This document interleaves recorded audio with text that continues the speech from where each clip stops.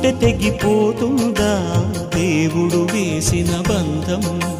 తెలుసుకోని జీవిత గమ్యం, పెంచుకోమానుబంధం. 7 అడుగులు నడిచిన వాడే 7 జన్మలు తోడుంటాడు. భర్తగా నిన్ను భరించువాడే బ్రతుకు దీపం వెలిగిస్తాడు.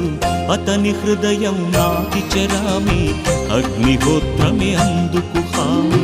అతని హృదయం నాటి చెరామి, అగ్నిహోత్రమే అందుకు హామీ. తెంచుకుంటే తెగిపోతుందా దేవుడు వేసిన బంధం? తెలుసుకోని జీవిత గమ్యం, పెంచుకోమానుబంధం.